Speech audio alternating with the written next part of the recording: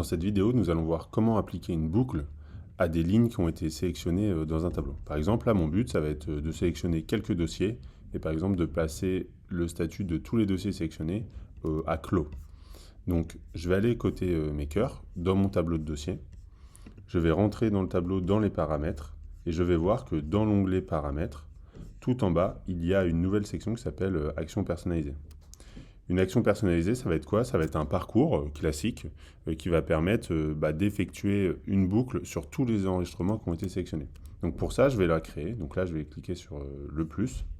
Ça m'a créé un parcours qui s'appelle multiselect action-dossier. Dossier étant le nom de ma table. Si ma table ça a été appelée les dossiers sélectionnés, ça aurait été écrit multiselect action, les dossiers sélectionnés. Et donc ce parcours, il a une première page.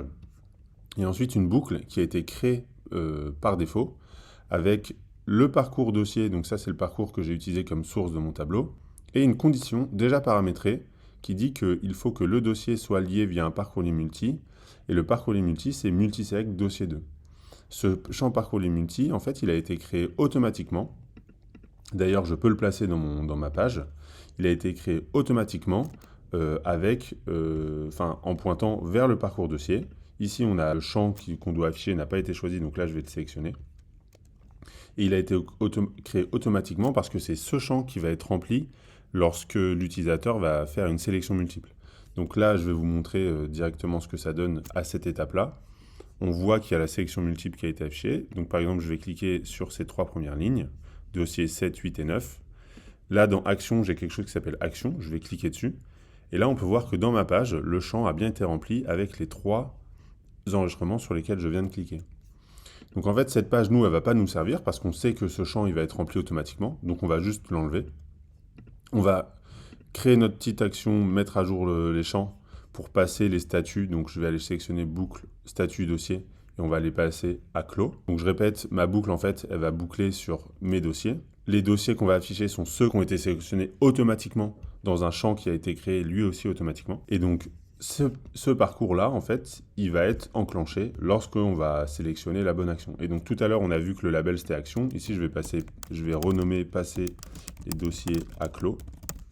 Hop.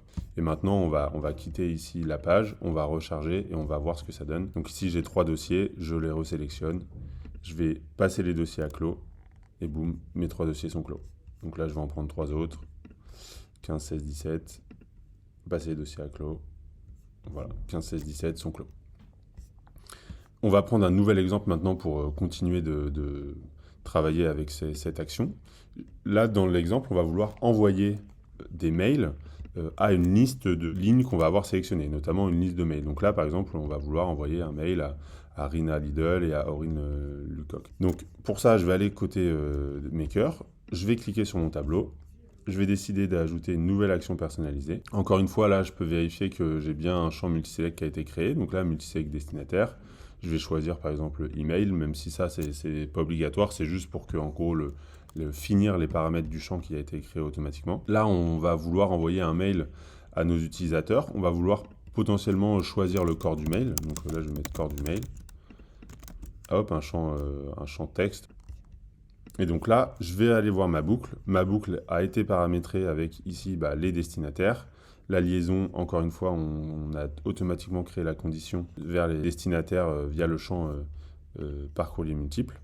Et là, dans l'envoi de mail, on va venir choisir nos champs et paramétrer notre envoi de mail. Donc là, je vais envoyer aux boucles email destinataire.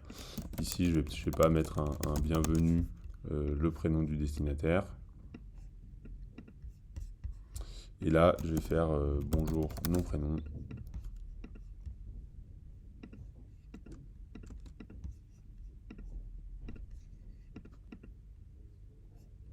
Et mettre le corps du mail. Donc là, on a paramétré notre envoi de mail. On va pouvoir aller tester ça côté utilisateur final. Avant de tester, on va simplement renommer notre action, envoyer des mails.